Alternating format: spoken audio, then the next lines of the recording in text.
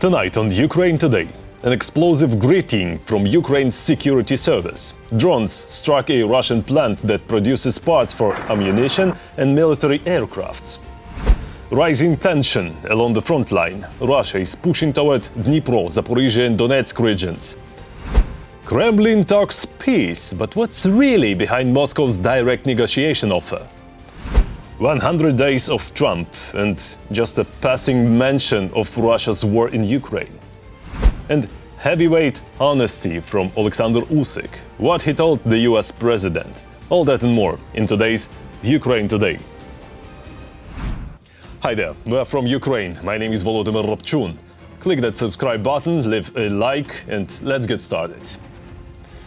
Ukraine's security service hit the Russian Murom instrument factory with a drone strike. This plant makes ignition systems for ammunition, as well as parts for Russia's Navy and Air Force. 5 explosions were heard overnight. 2 buildings were reportedly hit and a fire broke out on site.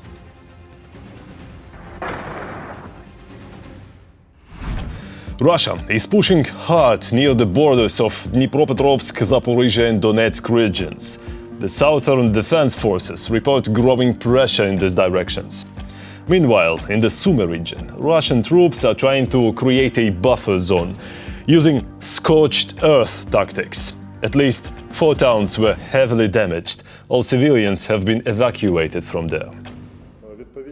The respective settlements are located in the grey zone, where military clashes are taking place.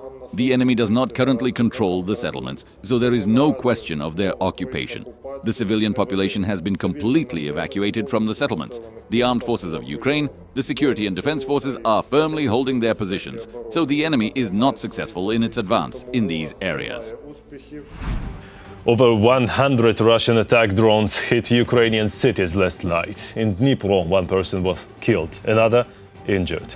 Kharkiv saw dozens wounded, including 2 children, the youngest just 5 years old. Residential buildings, a hospital and a school were damaged. In Dobropilla, Russian strikes hit a coal mine and destroyed civilian buses and cars.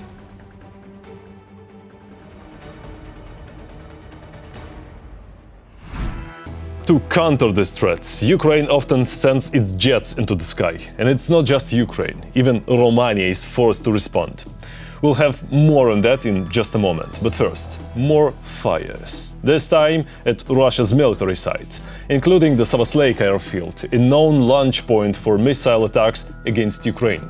We've learned some curious details about the fate of Russian soldiers who tried to sneak past Ukrainian positions in Sudzha by crawling through a gas pipeline. You hear the whole story in just a moment. And of course, why does Putin need a fake ceasefire on May 9th? All that in our report. A real Buchanacid of the Russian army by Ukrainian defenders. Fair, nothing left. Because now it's about the vehicles here. On the front of the Russian-Ukrainian war, there are no negotiations. The enemy attacks, we defend. According to the deep state portal, the Russian army advanced in Uspenovka near Kotliarovka and Razdolnoye in the Donetsk region. In the last 24 hours, the highest activity of the occupying forces was recorded in the Pokrovsk direction. More than 60 attacks by Russian occupiers aiming to regain previously lost positions. It should be noted that in certain areas of this front, the Russian occupiers have tactical successes. While the Russians in Ukraine are killing adults and children, Ukrainians continue to strike strategically important targets for conducting military operations in the Russian Federation. The Ministry of Defense of the occupying country reported 91 drones shot down last night over the Russian Federation and temporarily occupied Crimea. Despite the fact that Putin's army is pushing forward relentlessly, the Kremlin dictator himself and his servants are talking about a truce. The mass use of strike drones by the Ukrainian defense forces, according to the Russian Federation itself, leads to losses in personnel and equipment of about 70%. Therefore, they fully understand that under the conditions of continuous strikes by the Ukrainian defense forces using FPV drones, including on the operational rear of Russian troops in these directions. It is practically impossible to rotate personnel. This is precisely why the so-called war truce was used. By the way, it is not excluded that the so-called May truce will be used by the Russian occupation forces, specifically for the redeployment of operational reserves, with the aim of further advancing in the Sloviansk-Kramatorsk direction. Alongside the truce, the statement by the Russian General Staff about the complete liberation of the Kursk region is equally false. This information does not correspond to reality. Even Russian public channels and the so-called Z-war correspondents are forced to acknowledge the fact that these statements by official representatives of the Russian General Staff are made solely for political reasons. In other words, it is about the Russian dictator wanting to sell another so-called victory by the 9th of May. The fact that Putin does not spare his soldiers is not news to anyone, and even more so for the soldiers of the Akhmat battalion. Therefore, the vaunted and invincible Kadyrovites are now licking their wounds in the hospital. This was reported by their commander, Apti Alaudinov. It became known that most of the Akhmat Special Forces fighters from the Aida group, who crawled through a gas pipe in the city of Sudzha in the Kursk region, now have lung problems.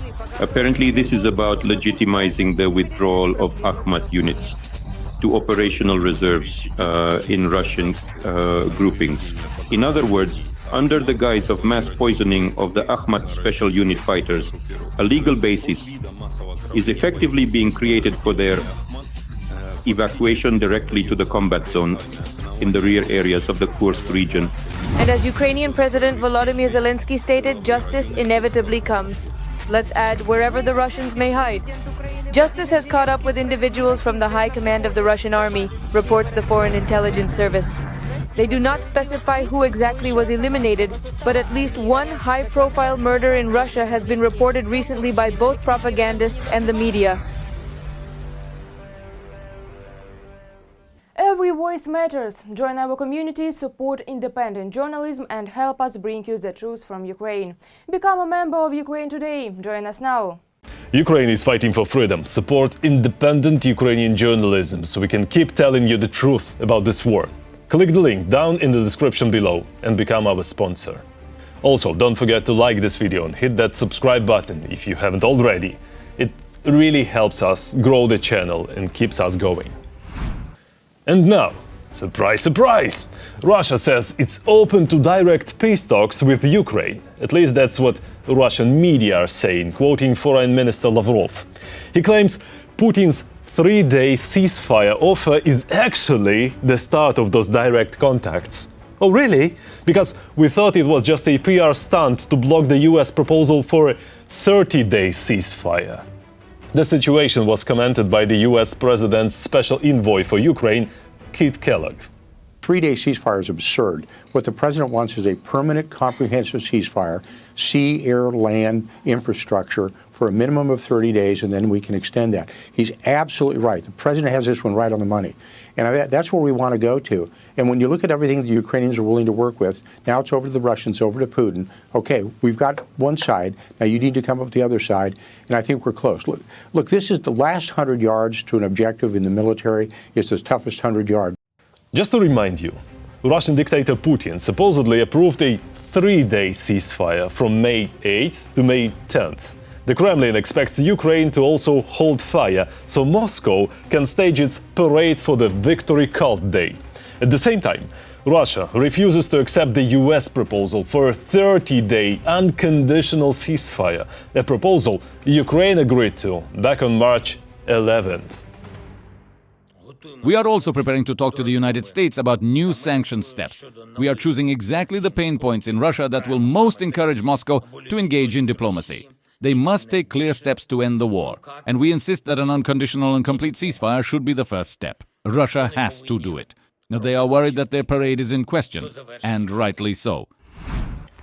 Meanwhile, it's been 100 days since Donald Trump became the 47th President of the United States. To mark the occasion, he held a big rally in Michigan, full of bold claims about the tremendous success of his domestic policies, and lots of loud words about the fakes surrounding the president's low approval ratings. And we're here tonight in the heartland of our nation to celebrate the most successful first 100 days of any administration in the history of our country, and that's according to many, many people. This is the best, they say, 100-day start of any president in history, and everyone is saying it. We've just gotten started. You haven't even seen anything yet. It's all just kicking in. But when it came to the war started by Russia against Ukraine, almost nothing. Except, of course, the classic "if I had been president back then." You get the idea. Here's what I think. Trump spoke about big achievements, or at least what he considers big achievements. And probably, maybe, I guess, deep down, the man in the White House knows he has nothing to show when it comes to stopping Russian aggression. What do you think? Drop your thoughts in the comments below, and hey, subscribe while you're at it. And finally, Ukrainian boxing champ Alexander Usyk, who's set to fight Daniel Dubois again this July, had a message to the US president. When journalist Piers Morgan asked him if Ukraine should give up land for peace, Usyk didn't hold back. It's a bullshit. Listen, we have a lot of questionable, places. Listen. Why Russia is do and all world no. It's bullshit, yeah? Listen, all world living through. We have place. Ukraine like this is Ukrainian. Okay, living like this. Why you take my country? Hey, President Trump, open eyes, please. Clumsy? Maybe, but honest and crystal clear. That's it for today. Thank you for staying with us. We read your comments and we feel your support. Strength to our defenders. Glory to Ukraine. Like, subscribe, and see you soon.